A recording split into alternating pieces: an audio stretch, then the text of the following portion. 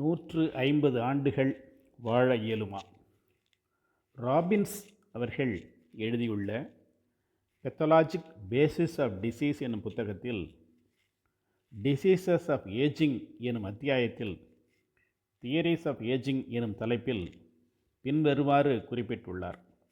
லாட்டன் in the year 1965, in a discussion of the historic developments in the biologic aspects of aging, calls attention to a Thomas Parr who reputedly committed a sexual offense at 102, married with complete marital bliss at 120, and died in 1639 at the age of 152.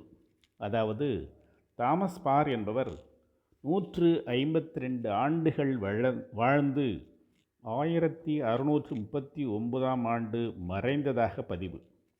பிறந்த வருடம் உறுதி செய்யப்படவில்லையாதலால் இந்த பதிவை உலகம் ஏற்றுக்கொள்ளவில்லை.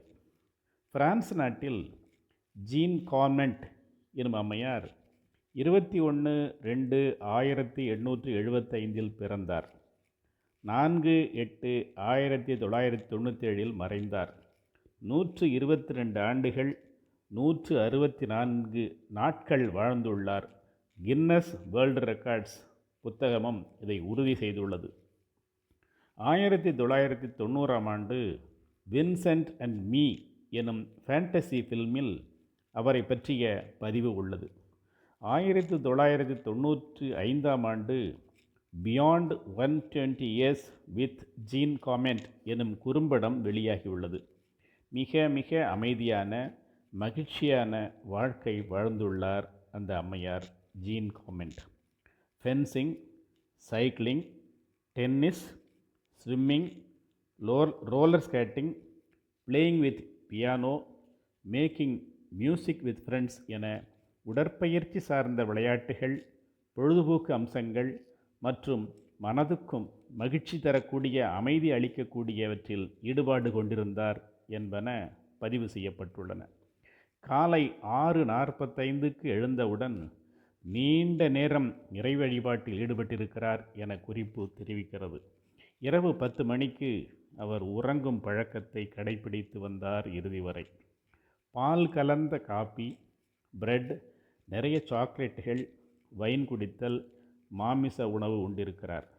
கணவரின் கட்டாயத்தின் பேரில் சில ஆண்டுகள் சிகரெட் பிடித்திருக்கிறார் என பதிவு செய்யப்பட்டிருக்கிறது.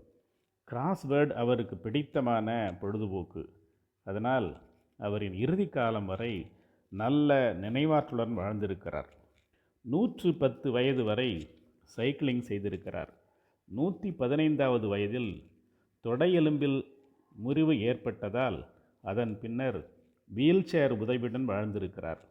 115வது வயதில் அவருக்கு மேற்கொள்ளப்பட்ட மருத்துவ பரிசோதனையில் கீழ்காணும் தகவல்கள் வெளியாகியுள்ளன. அவரது உயரம் 137 சென்டிமீட்டர் என்றும், எடை 48 கிலோகிராம் என்றும், எலும்புகளில் ஆஸ்டியோபோரோசிஸ் இருந்ததாகவும் பதிவுகள் காணப்படுகின்றன. யாருடைய உதவியுமின்றி 115 வயது வரை தனது தேவைகளை தானே நிறைவேற்றி கொண்டார் என்பது குறிப்பிடத்தக்கது.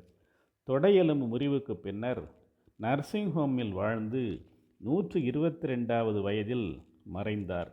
இறுதி காலம் வரை யாருடைய உதவியுமின்றி குளித்து விடுவார் என குறிப்பு உள்ளது. சுருங்கச் சொன்னால், தனது இறுதி காலம் வரை குவாலிட்டி ஆஃப் லைஃப், ஞாபக சக்தி உள்ளிட்டவற்றோடு மிக மிக சிறப்பாக வாழ்ந்திருக்கிறார் என்பது அனைவரையும் வியப்பில் ஆழ்த்தக்கூடிய ஒரு செய்தி. ஜப்பான் நாட்டின் கான் டனாகா எனும் அம்மையார் 119 ஆண்டுகள் 107 நாட்கள் வாழ்ந்துள்ளார். அமெரிக்காவின் சாரா நாஸ் எனும் அம்மையார் 119 ஆண்டுகள் 97 நாட்கள் வாழ்ந்துள்ளார்.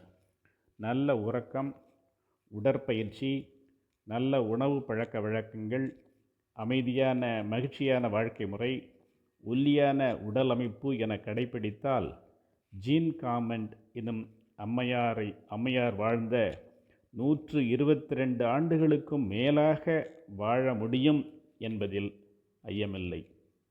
அது ஏன் 150 ஆண்டுகளுக்கு மேலாக இருக்கக்கூடாது? உங்களின் சிந்தனைக்கு.